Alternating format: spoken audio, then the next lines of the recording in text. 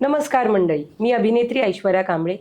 मी आज आपल्याशी बोलणार आहे शिर्डी लोकसभा मतदारसंघाविषयी. हा मतदारसंघ 20 वर्ष झाले राखीव आहे. पण या मतदारसंघात निवडून येणाऱ्या खासदारांनी मतदारसंघाला पाहिजे तसा न्याय दिलेला नाही. एवढेच काय, बऱ्याचशा लोकांना हेच माहीत नाहीये की खासदार कोण आहे.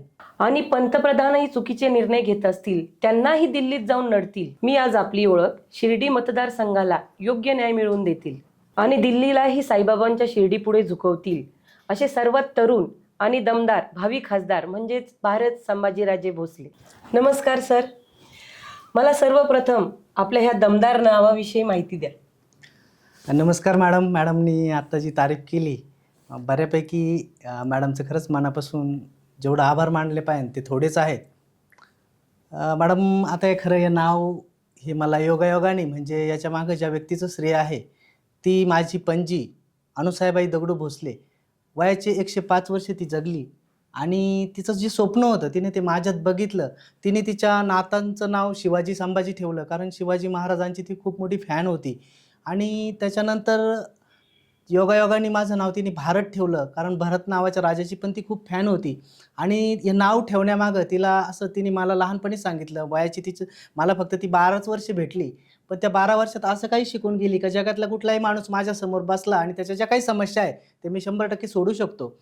तर हे नाव ठेवण्यामागं, कारण भरत नावाचा जो राजा होता त्याचं तर श्रेय आहेच आहे, पण डॉक्टर बाबासाहेब आंबेडकरांची चळवळ आमच्या पणजीने खूप जवळून बघितलेली आहे.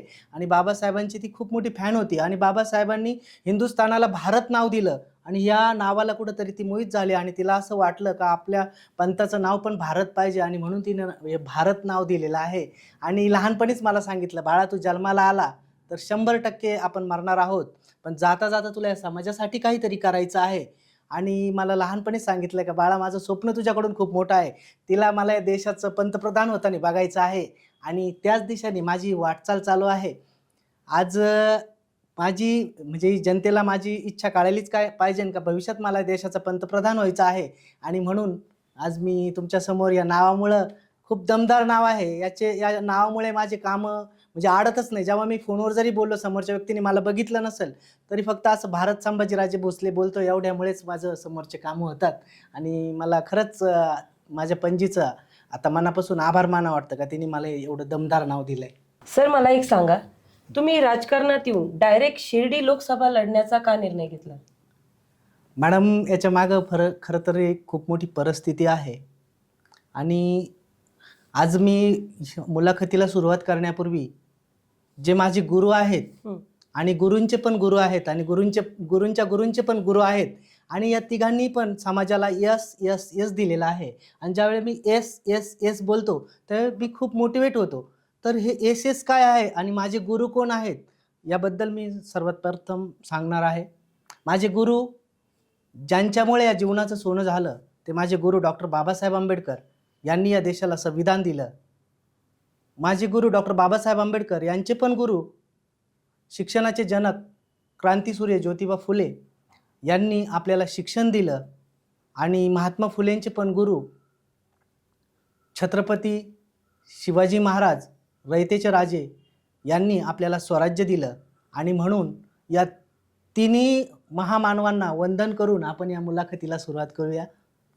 मॅडम, लोकसभा डायरेक्ट लढवण्याचं कारण असं की मी तुम्हाला सांगितलं माझ्या पणजीने माझं नाव का भारत संभाजीराजे भोसले ठेवलं, हे एक तर कारण आहे. पण आजची परिस्थिती बघता मी एक सर्वसाधारण कार्यकर्ता आहे आणि कार्यकर्ता असताना आपण बघितलं पक्षांवरती विश्वास ठेवला, पक्षाने जो निर्णय घेतला, जो आमदार खासदार आपल्या मतदारसंघाला दिला, आपण डोळे झाकून त्यांच्यावरती विश्वास ठेवून त्यांना मतदान केलेलं असतं. पण ज्यावेळेस ते कुठंतरी लोभापायी बळी पडतात आणि विकले जातात आणि निवडून आल्यानंतर आपण जे आपले विरोधक आहेत म्हणजे जे दुसऱ्या पार्टीच्या बाजूने असतात त्यांच्यासमोर आपण खूप छानपणे डान्स वगैरे केलेला असतो, आमचा खासदार निवडून आला आणि भविष्यात 2 महिन्याने असं कळतं अरे तुमचा खासदार विकला गेला आणि तो आमच्या पार्टीकडून आला. त्यावेळेस ज्या समोरचे लोक बोलतात ना त्यावेळेस खूप वाईट वाटतं. आणि माझ्यासारखीच सगळ्या कार्यकर्त्यांची अशी परिस्थिती झालेली असते. आणि जे आपले विचार असतात, आपण जे मतदारसंघात कामं करू शकतो तसे जे आपण ज्यांच्यावर विश्वास ठेवला ते करू शकत नाही. आणि म्हणून मी स्वतः या मतदारसंघात खासदार म्हणून उभं राहण्याचा हा निर्णय घेतलेला आहे. आणि असं दाखवायचं आहे का एक शेतकऱ्याचा मुलगा पण खासदार होऊ शकतो, ही एक या मतदारसंघातून माझी चळवळ असणार आहे, तळमळ असणार आहे आणि म्हणून मी डायरेक्ट मतदारसंघात येऊन खासदार होण्याचा निर्णय घेतलेला आहे. सर, आपण शिर्डी लोकसभा अपक्ष का लढवणार आहात? मॅडम, अपक्ष लढण्याचं कारण एक असं आहे का डॉक्टर बाबासाहेब आंबेडकरांवरती एक सॉन्ग रिलीज झालेलं आहे आणि ते मला खूप आवडतं. मला ते सॉन्ग बोलता येणार नाही, पण त्याचे एक थोडक्यात शब्द सांगतो. तुला भीमानी बनवलं वाघ, तू का फिरतोस लांडग्या मागं. म्हणजे आपण आजचे जे आपले नेते आहेत, समाजाचे जे नेते आहेत, ते कोणाच्या तरी पक्षश्रेष्ठींवरती अवलंबून आहेत. पक्षाने दिलं तरच त्यांना तिकीट भेटणार आहे आणि बाबासाहेबांमुळे आज आपण मतदानाचा आपल्याला अधिकार दिलाय. बाबासाहेबांमुळे आज आपण कुठल्या तरी पदावर उभं राहतो, तर आपण का कोणत्या पक्षश्रेष्ठींचा निर्णय मानायचा? जर आपल्याला आपल्या मतदारसंघात काम करायचं असेल तर कोणत्या तरी पक्षश्रेष्ठी सांगणार तेव्हाच आपण निर्णय घेणार. तर हे मला कुठंतरी बुद्धीला पटत नाही. आणि भारत 1947 साली स्वतंत्र झाला आहे आणि माझं नाव भारत आहे. मला गुलामगिरी अजिबात आवडत नाही, म्हणून मी माझे निर्णय स्वतः घेतो आणि म्हणून मी या मतदारसंघामध्ये अपक्ष लढण्याचा निर्णय घेतलेला आहे. सर, तुमचं आजच्या राजकारणाविषयी काय मत आहे? मॅडम, आजचं राजकारण खरं तर बाजार झाला आहे, एक व्यापार झाला आहे. आज बघितलं जे काही केंद्रातून राज्यात जे कामं मंजूर होतात, मी स्वतःही 2018 पर्यंत एक गव्हर्नमेंट कॉन्ट्रॅक्टर राहिलेलो आहे आणि मला अक्षरशः लोकप्रतिनिधी आजची एखाद्या काम जर द्यायचं असेल, आज आपण बघतो ई टेंडर झालंय, पण ई टेंडर पण मॅनेज करतात आणि एखादं काम आजच्या स्थितीला 25% विकलं जातं. म्हणजे लोकप्रतिनिधी 15% अमाऊंट घेतात, 10% जे शासनाचे अधिकारी आहेत, इंजिनियर वगैरे, ते 10% घेतात, 10% कटिंग होते. म्हणजे जर एखादं काम 100 रुपयाचं असेल तर त्याच्यामध्ये 35 रुपये हे कटिंगमध्ये जातात, 10-20% ठेकेदार होतात आणि ते काम 40 ते 50% होतं. म्हणून ते निकृष्ट दर्जाचं होतं आणि लोकांना याच्यात काही घेणं देणं नाही. लोकांना असं वाटतं जाऊन द्या, सरकारचा पैसा जातोय, आपला काही तोटा नाही. लोकांना हे माहिती नाही, सरकारच्या तिजोरीतून जो पैसा येतोय तो आपल्याच खिशातला असतो. जे आपण वस्तू वगैरे घेतो त्याच्यातूनच हा पैसा जातो आणि आजचे राजकारणी फक्त एक व्यापार म्हणून याच्याकडे बघतात. जसं स्वराज्यापूर्वी शिवाजी महाराजांचा अगोदरचा जो काळ होता, स्त्रियांवरती अत्याचार व्हायचे, बलात्कार व्हायचे, शेतकऱ्याच्या पिकाची नासधूस केली जायची आणि याच्यावर कोणी लक्ष देत नव्हतं. सेम आजची स्थिती आहे आणि आता आपल्याला कुठंतरी यात बदल केला पाहिजे. आजचं जे राजकारण आहे अगदी गलिच्छ लेवलचं राजकारण आहे आणि याच्यामध्ये बदल आपल्याला घडवायचा आहे असं मला वाटतं. म्हणजे हा सर्व पैशांवरचा खेळ आहे. हा, म्हणजे आपण जे राशन वगैरे म्हणतो, हे म्हणजे आपण जे टोल भरतो, जे आपण पैसे भरतो, त्यातून येणाऱ्या गोष्टी आपल्याला वाटतं सरकारकडून येतात. आपल्याला वाटतं सरकारकडून. आता एक छोटंसं उदाहरण मी तुम्हाला सांगतो. आताच आपल्याकडे राशनच्या दुकानामध्ये एक पिशवी आलेली आहे बघा. ती पिशवीवरती पूर्णपणे मोदीची जाहिरात आहे, मोदी सरकार की गॅरंटी. पण आपण एक सर्वसाधारण व्यक्ती याचा कॅल्क्युलेशन करत नाही. आज ती पिशवी बनवायची म्हटलं तर 15 ते 20 रुपये खर्च आहे आणि 100 करोड लोकांना जर ती पिशवी वाटली तर आज जवळपास आपल्या तिजोरीतले, सरकारच्या तिजोरीतले जवळपास 1500 ते 2000 कोटी रुपये खर्च झालेले आहे आणि त्याच्यावरती जाहिरात आहे, मोदी सरकार की गॅरंटी. जर भारत सरकारचा पैसा वापरणार आहे आणि मोदी सरकार गॅरंटी देणार म्हणजे काय बाप का राजे काय? याच्यामध्ये कुठेतरी काहीतरी बदल झाला पाहिजे. आणि जर आपल्यासारखे तरुण जर पुढे आले नाही तर हा देश, मोदींचं एका भाषण मी ऐकलं होतं, त्याच्यामध्ये मोदी म्हणतात माझ्या रक्तात व्यापार आहे आणि मी व्यापारी आहे. तर मोदींनी खरंच हा देश विकलाय आणि आज आपण जर लक्ष दिलं नाही तर भविष्यात आपण परत पहिल्यासारखे गुलाम असणार आहोत. त्याच्यामध्ये कुठेतरी बदल होण्यासाठी तरुणांनी पुढे आलं पाहिजे. आपण पण काहीतरी बदल केले पाहिजे आणि या देशाला एक नवीन दिशा दिली पाहिजे. कारण बाबासाहेबांनी जो आपल्याला मतदानाचा अधिकार दिलाय तो खूप चांगला अधिकार आहे. कारण इथून मागं देशाचा राजा हा राणीच्या पुत्रातून जन्माला यायचा, पण केवळ आणि केवळ बाबासाहेबांमुळेच आज मी अपक्ष म्हणून शिर्डी लोकसभा मतदारसंघात उभं राहू शकतो किंवा आज प्रत्येकजण आपलं मतदान करू शकतो. पण बऱ्याचशा लोकांना मतदानाच्या दिवशी असं वाटतं काय आपल्याला हॉलिडे आहे, ते सुट्टी घेतात आणि कुठंतरी बाहेर जातात. पण जर आपण असं करत राहिलं तर आपल्या पुढच्या पिढ्या 100% बर्बाद केल्याशिवाय राहणार नाही. आणि बाबासाहेबांनी संविधान देताना सांगितलं होतं, ज्या वेळेस देशाच्या नावापेक्षा एखाद्या व्यक्तीचं नाव मोठं होईल त्यावेळी त्या देशामध्ये लोकशाही संपून हुकुमशाही लागू होईल आणि आज तशी परिस्थिती आलेली आहे. सर, पुढचा प्रश्न असा आहे की आपण लोकसभेतून खासदार झालात तर या मतदारसंघात काय बदल होतील? मॅडम, जबरदस्त बदल होणार आहेत. खासदार होण्यामागं आपल्या हातात कुठंतरी पॉवर असलं तर आपण काहीतरी बदल करू शकतो, हा एक माझा उद्देश आहे. आणि जनतेला मला खूप काही द्यायचं आहे. माझे जे मी बदल घडवणार आहेत ते बदल साजासजी पचणारे नाही आहेत नाही. किंवा मला माहिती आहे याच्यामुळं मला मतदानाला पण फटका बसणार आहे. पण जे मी बोलतो ते करतो. कारण माझे गुरु डॉक्टर बाबासाहेब आंबेडकर आहेत आणि मला त्यांच्या शब्दावरती तसं चालायचं आहे म्हणून मी तसे काही बदल करणार आहे. शिर्डी मतदारसंघामध्ये मी जेव्हा खासदार होईल त्याच्या पहिल्या दिवसापासून दारू 100% बंद करणार आहे. कारण मी बघतो देशी दारूच्या दुकानावरती सरकार मान्यता देशी दारू दुकान. अरे जर असं सरकार लोकांचे घर बर्बाद करून जर चालणार असेल तर ते सरकार विकास काय करणार मॅडम? ते जर दुसऱ्याचे घर बर्बाद करून जर चालणार आहे तर ते विकास कधीच करू शकत नाही. ते 100% भाकासच करणार आहे. आणि म्हणून मी माझ्या माता भगिनींना घेऊन ज्या गावामध्ये कोणी जर दारूचं दुकान चालवत असेल तर मी स्वतः पुढं असेल आणि ते दारूचं दुकान आपण फोडल्याशिवाय राहणार नाही. त्या गावात जर कोणी दारू पिऊन पाहुणा जरी आला तरी त्याला फोडल्याशिवाय माझ्या माता भगिनी राहणार नाही आणि मी स्वतः त्यांच्या सोबत असणार आहे. हा झाला आपला एक मतदारसंघातला एक पहिला बदल जो नक्कीच बेवड्या लोकांना पचणार नाही. पण कोणाचं तरी घर बर्बाद होण्यापासून वाचवायचं असेल तर हे मला करायचंच आहे आणि हे मी करणारच आहे. दुसरं जे मतदारसंघामध्ये आपण बघतो शिर्डी मतदारसंघ पहिला असा असेल का जो व्यसनमुक्त असेल. त्या मतदारसंघामध्ये कुठलाही अंमली पदार्थाचं कोणी व्यसन करणार नाही. भलं तो मालपाणी उद्योग असेल तो पण मी बंद पाडण्याच्या म्हणजे तिथून कॅन्सरची जर निर्मिती होती तर 100% त्याला पण माझा विरोध असेल आणि तो बंद पाडण्यासाठी मी केंद्रात नक्कीच आवाज उठवणार आहे. आणि गोवा मावा जे काय आहे ते पण बऱ्याचशापैकी मी बंद करणार आहे. हा झाला एक दुसरा बदल. त्याच्यानंतरचा बदल आहे आज मी बघतोय मी स्वतः एक कॉन्ट्रॅक्टर होतो.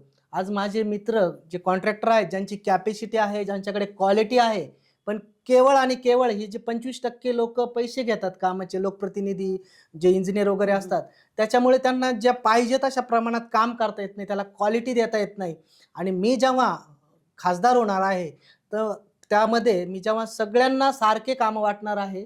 ही टेंडर सुद्धा मॅनेज करता येतं कशा पद्धतीने करता येतं ते मला माहिती आहे आणि ते कामं 100% इस्टिमेट रेटला भेटतील आणि त्यांना कोणत्याही लोकप्रतिनिधीला 1 रुपया देण्याची सुद्धा गरज पडणार नाही. मग ते आमदार असतील जिल्हा परिषद सदस्य असेल कोणीही असू द्या. कारण खासदाराचा पावर हा आमदार खासदार यांच्यापेक्षा जास्त असतो आणि ते आपण दाखवून देणार आहे. त्या ठेकेदारांना मी स्वतः कामं वाटणार आहे आणि त्यांच्याकडून कोणीही 1 रुपया घेणार नाही. याच्यामुळे ते कामं क्वालिटीची होतील आणि जास्त काळ टिकतील. लोकांचा पैसा लोकांसाठीच वापरला गेला पाहिजे. या लोकांना मध्ये खाता आला नाही पाहिजे म्हणून हे काम त्यामध्ये चांगल्या पद्धतीने असेल आणि असे भरपूर बदल होतील. आता आपण बघतोय सरकारी काम करत असताना जे सरकारी अधिकारी आहे समजा पोलीस स्टेशनमध्ये एखादा व्यक्ती फिर्याद द्यायला गेला तर त्या फिर्यादीकडून आरोपीची पूर्ण हिस्ट्री पोलीस समजून घेतात.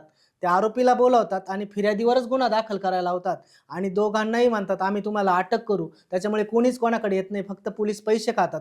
जसं 1993ला दाऊद महाराष्ट्राच्या बाहेर गेलाय तेव्हापासून हे राजकारणी आणि पोलीस मिळून जनतेला लुटताय आणि ही लूट कुठंतरी थांबली पाहिजे. सरकारी अधिकारी आपले नोकर आहेत आणि जनताही त्यांची मालक आहे तर जनतेला ते कधीच मालकासारखं वागवत नाही. जेव्हा मी खासदार असेल तेव्हा पूर्ण जनतेला मी 24 तास माझा नंबर चालू असेल.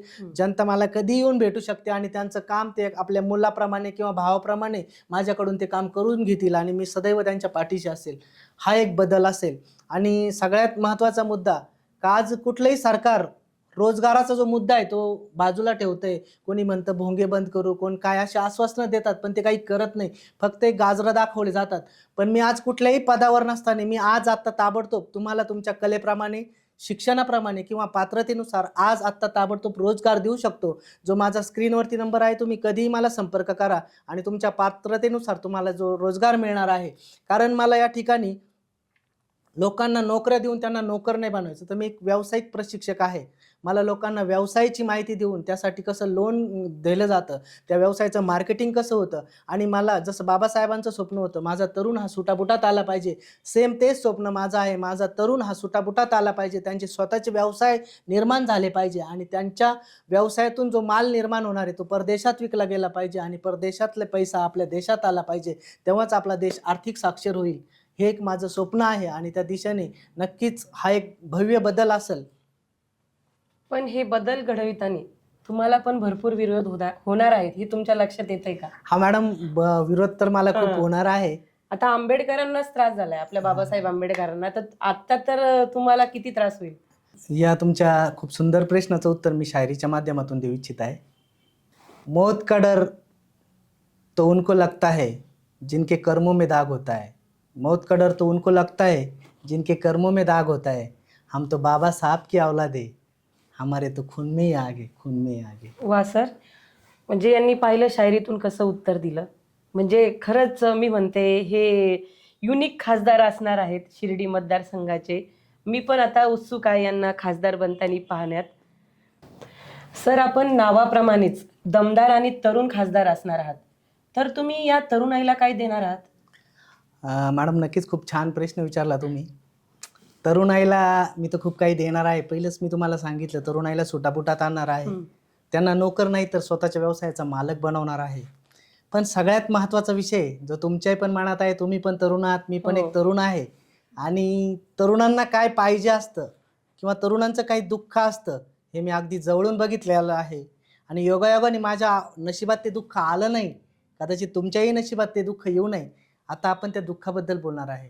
खरं तर मॅडम, ह्या जाती धर्मामुळं जे तरुणांना त्यांचं प्रेम मिळत नाही, ते सगळ्यात महत्त्वाचं तरुणांचं दुःख आहे. आणि ज्यावेळेस आपलं प्रेम आपल्याला भेटत नाही त्यावेळेस खूप मोठं दुःख होतं आणि तो तरुण त्याच्या ऐन उमेदीच्या काळातच हरल्या जातो आणि तो भविष्यामध्ये काही करू शकत नाही. तो एक तर व्यसनाच्या आहारी जातो किंवा काय. आणि या प्रेम तुटल्यामुळे फक्त त्याचा एकच लॉस होत नाही त्याचा एकट्याचा, ती प्रियशी पण लॉसमध्ये असते, प्रियकर पण लॉसमध्ये असतो. आणि तिचं लग्न दुसऱ्यासोबत फॅमिलीच्या मुळे किंवा समाजाच्या मुळे तिचं दुसऱ्याबरोबर लग्न होतं. तो दुसरा पण डिस्टर्ब होतो आणि याचं पण दुसरी बरोबर लग्न होतं. ती पण ते एकमेकाला वेळ देऊ शकत नाही आणि त्याच्यानंतर अनैतिक संबंध वाढतात. आणि आपण बघतो आज पोलीस स्टेशनला एवढ्या केसेस येतात. तर तरुणाईला ज्यांचं खरंच 18 वर्ष मुलीचं वय पूर्ण आहे आणि ज्या मुलाचं वय 21 वर्ष पूर्ण आहे, जे बाबासाहेबांचं स्वप्न होतं इंटरकास्ट मॅरेज, त्यांनी आज कायद्यामध्ये खूप सुविधा करून ठेवलेल्या आहेत. जे परजाती विवाह करतात त्यांना सरकारकडून अनुदान पण भेटतं, लाभ पण भेटतो. आणि बाबासाहेबांच्या पावलावर पाऊल ठेवून मी शिर्डी मतदारसंघातील काही पण पूर्ण भारतातील जे काही लोकांना प्रियकर असो किंवा प्रेयसी असो, त्यांना जी मदत पाहिजे असते, त्यांना एक त्यांच्या मागे कोणीतरी खंबीरपणे उभा राहणारा, त्यांना एक मार्गदर्शक पाहिजे असतो, त्यांना एक रोजगार पाहिजे असतो आणि समाजापासून त्यांना वाचवणारा कोणीतरी व्यक्ती, कोणीतरी भाऊ पाहिजे असतो. त्या सर्वांचा भाऊ होण्याची तयारी माझी असेल आणि त्यांचं लग्न लावून देण्याची आणि त्यांची पूर्ण व्यवस्था करण्याची जबाबदारी मी स्वतः घेईल. आणि जर आपण असं केलं तरच ही जाती व्यवस्था मोडून जाईल आणि आपण कुठंतरी सगळे, कारण कोणत्या जातीत कोणत्या धर्मात जन्माला येणार हे आपल्याला माहीत नव्हतं. मग आपली काय चूक आहे ज्या जातीत जन्माला येऊन? तर ह्या जाती जाण्यासाठी, कारण बाबासाहेब म्हणत होते त्यांच्या स्पीचमध्ये नेहमी बोलायचे, I am first Indian and last Indian. मी प्रथम भारतीय आहे आणि शेवटी पण भारत आहे आणि योगायोगाने माझंच नाव भारत आहे. तर आपण जात ही नसली पाहिजे आणि म्हणून परजाती विवाहाला मी जास्त सपोर्ट करणार आहे. आणि ज्यावेळेस त्यांचं प्रेम एकमेकाला भेटणार आहे तर 100% ते यशाच्या शिखरावर जाऊन पोहोचणार आहे. आणि इथून पुढचं आपलं भविष्य, तरुणांचं जे फ्युचर असणार आहे ते एक ब्राईट असणार आहे. त्यांना एक उत्तुंग भरारी त्यांच्या आयुष्यात ते मारू शकतात. कारण मला तर प्रेम भेटलेलं आहे, पण तसं तुम्हालाही पण भेटावं सगळ्यांना. आणि हे जे दुःख आहे जे ऐन तारुण्यात भेटतं, तो जर चटका भेटला नाही तर सगळे प्रगती करतील अशी मला आशा आहे. आणि तरुणांसाठी माझ्याकडून खूप मोठं गिफ्ट असणार आहे. अरे वा सर, म्हणजे तरुणाईचा किती विचार करताय सर, तुम्ही पाहिलंय का? म्हणजे आजकाल किती मुलं मुली म्हणजे जाती भेद होत आहेत, त्याच्यातून वेगळे होत आहेत, मन मारून लग्न करावं लागतंय किंवा मन मारून फॅमिली आपली सांभाळावी लागते घरच्यांसाठी. म्हणजे मी सरांना खरंच सल्यूट करते ह्या गोष्टीसाठी की त्यांनी तरुणाईचा कुठून विचार केलाय लग्नापासून, त्यांना किती न्याय, त्यांचा परिवार, तुमचा फ्युचरचा पण विचार करून सर म्हणजे खासदार झाल्यावर ते काय करतील, आत्ता फक्त बोलतायत तर त्यावेळेस काय काय करतील. धन्यवाद सर. सर, मला एक सांगा, तुमच्या खासदारकीचे प्रचाराचे स्वरूप कसे असेल? मॅडम, आता खरं तर मीडियाचा जमाना आहे, यूट्यूबचा जमाना आहे, फेसबुकचा जमाना आहे आणि मी स्वतः एक कार्यकर्ता राहिलेलो आहे. मी जेव्हा आपण एक लहान असतो, जेव्हा आपण एखाद्या पक्षाचा एखादा नेता आपल्या गावात येतो आणि तो कुठेतरी आपल्याला सभेला बोलवतो, तर आपण एक 50-60 रुपये कोणाकडून तरी उसने घेऊन मित्र एकत्र करून गाडीत पेट्रोल टाकून आपण त्या सभेला जातो, तिथं खुर्च्या उचलतो. असे सगळे कामं मी केलेले आहेत आणि मला ती खंत आहे. कारण मी कार्यकर्ता नंतर आता खासदार होणार आहे, तर त्या गोष्टी मी टाळणार आहे. तर माझी अशी इच्छा आहे, मी कुठलीही सभा घेणार नाही, कुठेही कॉर्नर मीटिंग नसेल, हम्म. का जेणेकरून कार्यकर्त्यांचा हा जो येण्या जाण्याचा वेळ आहे, जो पैसा आहे, तो त्यातून वाचणार आहे आणि मी मीडियाच्या माध्यमातून आपल्यापर्यंत पोहोचणार आहे. हम्म. त्यासाठी मला सेपरेट वेळ देण्याची काही गरज नाहीये. मीडियाच्या माध्यमातून माझे काही विचार आहेत ते तुमच्यापर्यंत पोहोचणारच आहे आणि ते तुम्ही तुमच्या वेळेनुसार बघू शकता. हम्म. कारण खासदारांचं किंवा आमदारांचं काय असतं का तुम्ही सभेला आलेच पाहिजे आणि मग तुम्ही ते ऐकलंच पाहिजे किंवा पुढं पुढं केलंच पाहिजे आणि माझ्या मागं किती मॉप आहे हे दाखवून मला असं मोठ्यापणाचे आव आणून खासदार व्हायचं नाही. बरोबर. तर मला तुमच्या हृदयावर राज्य करून खासदार व्हायचं आहे आणि तरच मी पसंत करीन. कारण हुकुमशाही मला अजिबात आवडत नाही आणि गुलामगिरी तर अजिबातच आवडत नाही. म्हणून माझ्या प्रचाराचं स्वरूप हे जो आपला आधारस्तंभ आहे मीडिया, तर लोकशाहीचा जो आधारस्तंभ आहे मीडिया, तर त्याला आपण सपोर्ट करून त्याचा सपोर्ट घेऊन त्या माध्यमातूनच माझा प्रचार असणार आहे आणि मला विश्वास आहे मीडियाच्या माध्यमातून मी तुमच्या घराघरात पोहोचणार आहे. ज्यांच्यापर्यंत मी पोहोचणार आहे ते पुढे 10 लोकांना पोहोचवतील आणि हे जर माझे विचार पटत असेल तरच पोहोचवा. मला असं अपेक्षा नाही का मी खासदार झालोच पाहिजे. जर तुम्हाला बदल पाहिजे असेल तरच मला मतदान करा अशी मी जनतेला आज पण आवाहन करतो. पण आता आपण पाहणार आहोत खासदारकीला, म्हणजे आता राजकारणी लोक बाहेर पडणार, प्रत्येकाकडे मतदान मागायला जाणार, काही फॉर्मॅलिटीज असतात त्या पूर्ण कराव्या लागतात. तुम्ही म्हणताय मी मीडिया थ्रू जाणार आहे, पण तुम्हाला कुठेतरी लोकांपर्यंत पोहोचावे लागेल, स्वतःहून त्यांच्याशी चर्चा करावी लागेल. कारण ज्यावेळेस ती तुमची मीटिंग भरत, तुम्ही हेच मुद्दे त्यांच्यासमोर मांडतात, कुठेतरी त्यांच्या डोक्यात बसतील अरे नाही हा. आणि आता तुम्ही पण पाहताय टेबला खालून पैसे पण जातात मतदानाच्या ह्याच्यात, हाय ते रिअल बोलते. हा, म्हणजे तुमचं पण काही त्याच्याविषयी मत? नाही मॅडम, मला जेव्हा माझा एक व्हिडिओ पण आणि आहे, तुम्ही खूप समाजकार्य केले, खूप जणांना, महिलांना न्याय मिळवून दिलाय, कामं दिलीत, म्हणजे मी खूप काही ऐकलंय तुमच्याबद्दल. तुमच्या एका कॉलवरती म्हणजे कुठल्याही महिलेला काही प्रॉब्लेम नाही किंवा कुणालाही तरुण पिढीला काही प्रॉब्लेम नाही. मला नाही वाटत की ते हे विसरतील. पण कधी कधी काय म्हणतो ना माणूस, पैशापुढे खचतो. बरोबर आहे. हा, मग तुमचं काय म्हणणं आहे याच्यावर? मॅडम बरोबर आहे तुमचं. 2000 5000 लोक वाटतात, हं. पण ते तात्पुरत्या स्वरूपाची मदत असते. हं. दारू पिले गेले संपला विषय. मला असं काही करायचं नाही. मला तुम्हाला रोजगार देऊन तुमची लाईफ कंपल्सरी बदलून टाकायची आहे. म्हणजे जे तुम्ही आज 2 5 10 हजार कमवत असाल, मला तुम्हाला लाखो रुपये कसे कमावता येतील असं शिकवायचं आहे. आणि मी असं नाही की मी खासदार झाल्यावरच करेल. तुम्ही आज आत्ता ताबडतोब मला संपर्क करून तुमचं आयुष्य बदलू शकता. पण मला बाबासाहेबांचे ते शब्द आठवतात. बाबासाहेब त्या दिवशी खूप खुश होते ज्या दिवशी त्यांनी हे मतदानाचा अधिकार आपल्या सर्वांना दिला होता. आणि संसदेतून बाहेर पडताना त्यांच्या चेहऱ्यावरती एक वेगळं स्माईल होतं. संसदेच्या बाहेर पडताना बाबासाहेब खूप खुश होते आणि त्यांना आचार्य कृपलानी भेटतात आणि म्हणतात, बाबासाहेब आज काय भानगड आहे, तुम्ही खूप खुश दिसताय. तर बाबासाहेब त्यांना म्हणतात, इथून माग देशाचा राजा हा राणीच्या पोटातून जन्माला यायचा, पण मी आज अशी काही गोष्ट केली आहे का यामुळे देशाचा राजा हा राणीच्या पोटातून नाही तर मतदार पेटीतून जन्माला येणार आहे.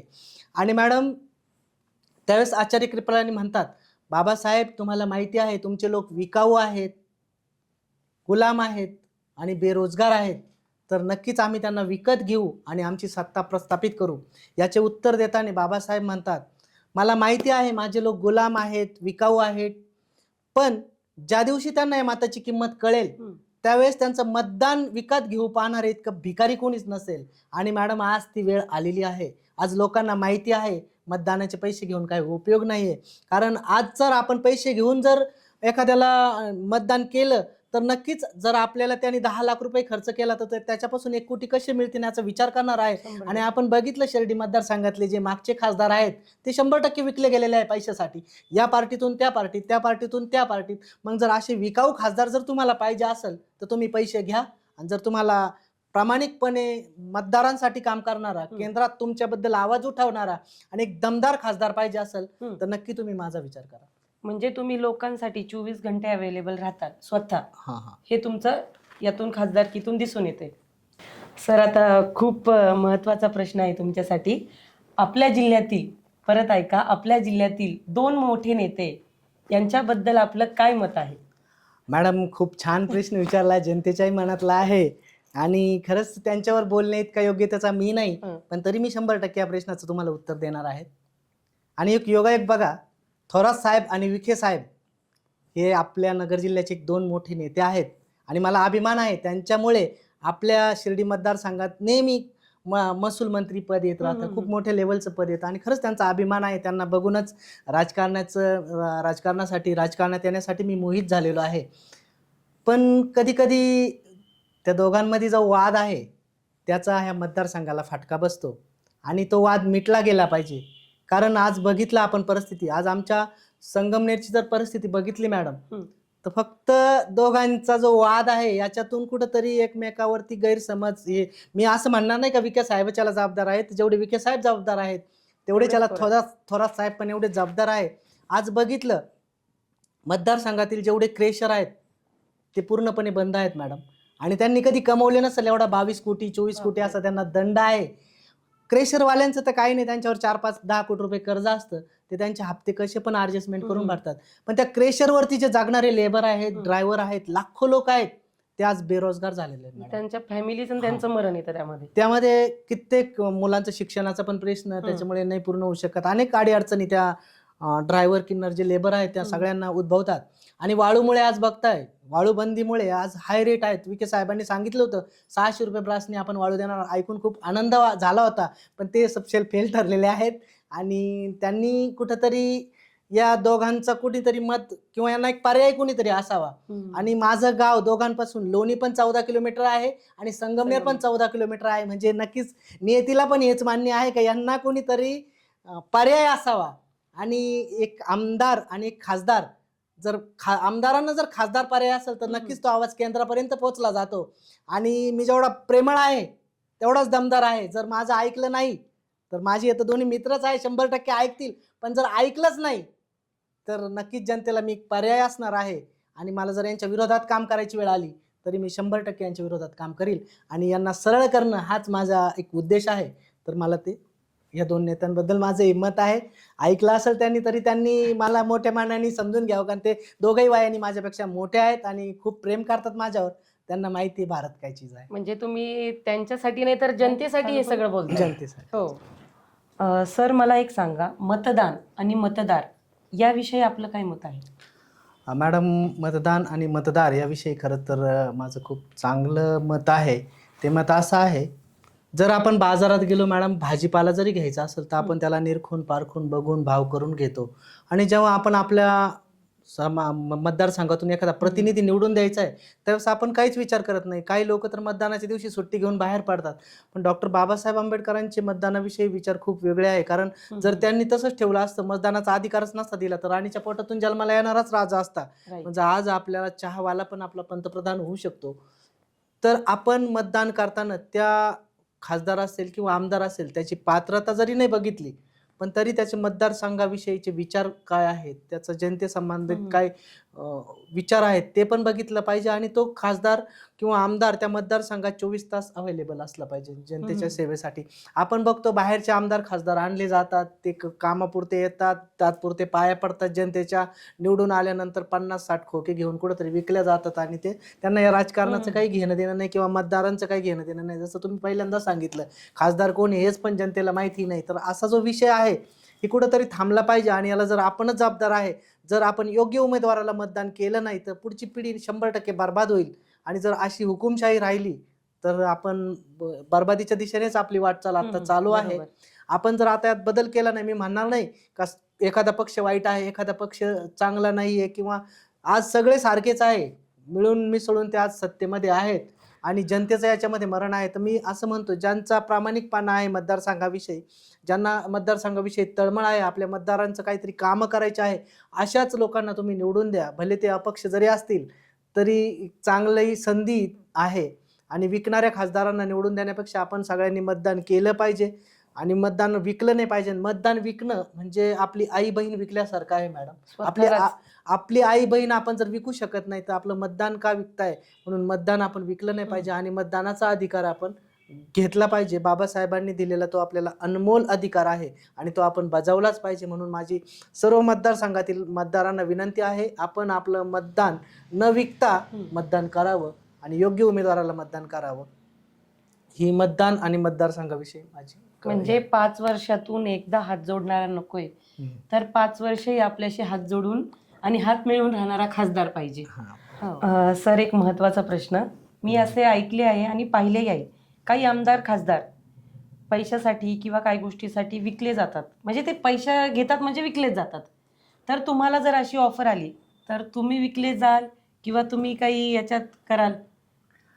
मॅडम खरं तर ते विकले जातात, त्यामध्ये त्यांची काही चूक नाही, कारण आपण पण त्यांच्याकडून मतदानाचे पैसे घेतो हम्म. आणि म्हणून ते पैसे कमावण्याच्या दृष्टीनेच राजकारणात येतात. त्यांना राजकारणाशी काही घेणं देणं नाही, ते एक व्यापार म्हणून राजकारणाकडे बघतात. पण मी तुम्हाला शायरीच्या माध्यमातूनच या प्रश्नाचं उत्तर देऊ इच्छित आहे. शेर कभी बिकता नहीं कुत्तों की बाजार में, शेर कभी बिकता नहीं कुत्तों की बाजार में, और जो बिकता है वो टिकता नहीं बाबासाहेब के दरबार में. तर मी 100% बाबासाहेबांच्या पावलावर पाऊल ठेवून चालणार आहे. तर मी कधीही विकणार नाही आणि कधीही कोणापुढे झुकणार नाही.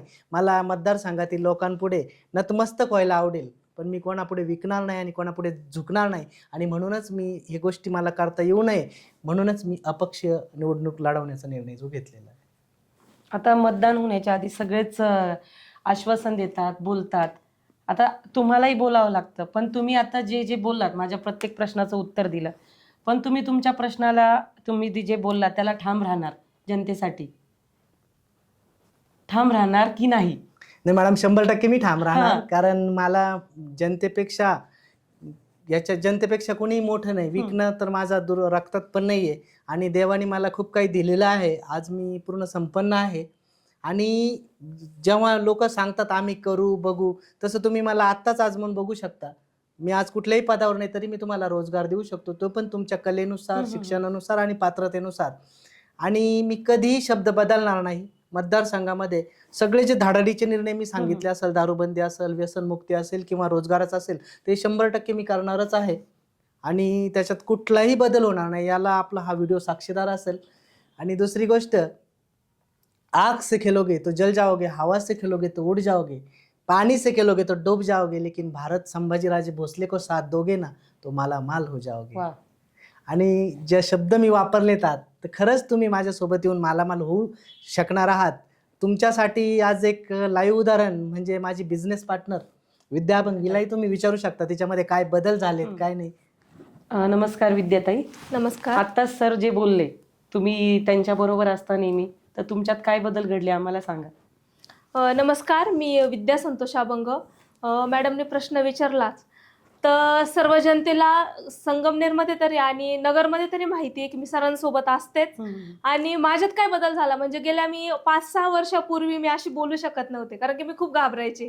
पण सरांचं हे धडाडीचं नेतृत्व आणि सर एवढं छान बोलतात, त्यांच्यासोबत सानिध्यात राहून मीही चांगली बोलायला लागले आणि गेल्या 2 वर्षामध्ये माझंही थोडंफार कुठेतरी नाव येतंय. मी धडाडीचे कामं केले सरांसोबत राहून. तर मी एवढंच सांगू इच्छिते की सरांनी जे काही इंटरव्ह्यूमध्ये सगळ्या गोष्टी बोलल्यात, तर सर जे बोलतात ते करतातच, हे संगमनेरकरांना चांगलंच माहिती आहे. तर मी एवढंच सांगेल की सरांनी आता रोजगाराचा मुद्दा उचलला किंवा युवकांसाठी जे काही बोलले ते करण्यासाठी मी हे आश्वासनं दिले समजा सरांनी, तर ते नक्कीच सर करतील. पण सरांसोबत आपण सर्वजण आलात, शिर्डी मतदारसंघ जर सरांसोबत आला आणि सरांना एक खासदारकी सर जर खासदार झाले तर आपल्याला एक मतदारसंघाला धडाडीचं नेतृत्व लागेल आणि सर जे बोलले त्या सगळ्या गोष्टी होतीलच. कारण की मी तरी आतापर्यंत असं बघितलं नाही की कुठला मंत्री किंवा खासदार किंवा आमदार सरांसारखं ह्या सगळ्या गोष्टी बोललाय. म्हणजे आता राजकारणात बघा काय चालू आहे, हा इकडे जातोय तिकडे जातोय, 50 खोके घेऊन कुठे गुवाहाटीला गेले होते समजा आमदार सगळे. तर अशा गोष्टी सगळ्या चालू आहेत. तर मी एकच जनतेला सल्ला देईल की आता हुशार होण्याची आपल्यावर वेळ आलेली आहे. कारण की पक्ष किंवा आपण पक्ष बघतो फक्त, पण तो जे नेतृत्व उभं राहिलंय समजा आमदार खासदार केलं त्याच्याकडे बघून मतदान नाही करत आपण पक्ष म्हणून आज सगळेजण आमदार खासदार आहे किंवा सत्ता आहे आज भाजपची, ती पण फक्त भाजप पक्ष म्हणून आहे. पण आपण सर्वांनी जनतेने एक विचार केला पाहिजे की आता ही संधी आपल्याला वारंवार येणार नाही. अपक्ष जे म्हणजे महाराष्ट्रात किंवा भारत देशामध्ये अपक्ष जे लोक उभे राहतील आमदार खासदारकीला त्यांना आपण निवडून दिला पाहिजे. कारण की प्रत्येक वेळेस हा 10 वर्ष 5 वर्ष एकच आमदार किंवा खासदाराला निवडून देतोय, त्याला धड बोलताही येत नाही किंवा तो संसदेत जाऊन आपले प्रश्नही मांडू शकत नाही, तरी सुद्धा आपण त्याला निवडून देतो. का? तर फक्त पक्षामुळे. पण आज मी पूर्ण जनतेला आव्हान करते एकच की तुम्ही भारत सरांना तर निवडून द्याल, मी आशा करते. भारत सरांना तर संधी द्याल मी आशा करते. पण असे धडाडीचं नेतृत्व जे महाराष्ट्रामध्ये असेल ते अपक्ष उभं राहिले त्यांनाही तुम्ही संधी द्या आणि एक इतिहास नवीन आपण घडवू 2024 ला की अपक्ष लोकांचं सरकार आलं पाहिजे ना. म्हणजे जिथे लोकांचं राज्य पाहिजे. राज्य म्हणजे अपक्ष हा. लोकांचं. आज सर शेतकरी कुटुंबातील म्हणजे खूप कष्ट हा, करून सर हा. आज इथपर्यंत आलेले आहे. आणि जे कष्टाळू लोक आहे आणि धडाडीचं नेतृत्व आहे त्यांना जर तुम्ही संधी दिली तरच शेतकऱ्यांचंही कल्याण होईल आणि आपल्या गोरगरीब जनतेचंही कल्याण होईल. आज आपण म्हणतोय मोदी सरकार मोदी सरकार, पण आज बघतोय आपण 1100 रुपये टाकी झाली, गॅसची टाकी झाली, पेट्रोल डिझेलचे भाव वाढले. आता सध्या 100 रुपयाने, कालच माझ्या आईने टाकी घेतली तर 100 रुपयाने फक्त कमी केली. फक्त का तर इलेक्शन जवळ आलंय म्हणून. तर 5 वर्ष आपण एवढं महागाईमध्ये दिवस काढले, पण आज मोदी सरकार फक्त इलेक्शन पुरतं म्हणजे त्यांचा डाव साधून घ्यायचाय. त्यांना 2024ला परत सत्ता आणायची, यासाठी फक्त आपल्याला काय म्हणतात त्याला गुंडवतंय किंवा आपल्याला एक क्षणिक ते क्षणिक सुख आनंद. देते, हा, आनंद क्षणिक सुख. देते की आम्ही हे केलं ते केलं आणि आम्ही हे करू शकतोय. हा. पण ते कधी फक्त इलेक्शन आल्यावरती. तर हे आपण सगळ्यांनी समजून ह्या वेळेस सुज्ञपणाने बाबासाहेब आंबेडकरांनी आपल्याला जो अधिकार दिलाय तो खूप मोलाचा आहे. तो विकत घेतो आपण, म्हणजे एखाद्या आमदार खासदार कोण आपण पैसे घेऊन ते मतदान विकतो. तर मतदान न विकता सुज्ञपणाने आपण अपक्ष जनतेला उमेदवाराला मतदान देऊ आणि अपक्ष सत्ता आणू असं मला वाटतं. धन्यवाद. अरे वा वा वा. म्हणजे मॅडमच्या आणि सरांच्या बोलण्यातून हे कळून येते की सर करून दाखवतील प्रॅक्टिकली. खरंच खूप छान वाटलं सर तुमच्याशी बोलून. मी एवढी साईचरणी व देवाचरणी प्रार्थना करते ह्या वर्षी तुम्ही नक्कीच खासदार म्हणून मला पाहायला किंवा जनतेला पाहायला आवडेल. छान बोललात आणि जे बोललात ते करून दाखवतीलच. धन्यवाद. धन्यवाद. सर्वांना माझा निळा पिवळा हिरवा भगवा लाल पांढरा कडक जय संविधान जय भारत.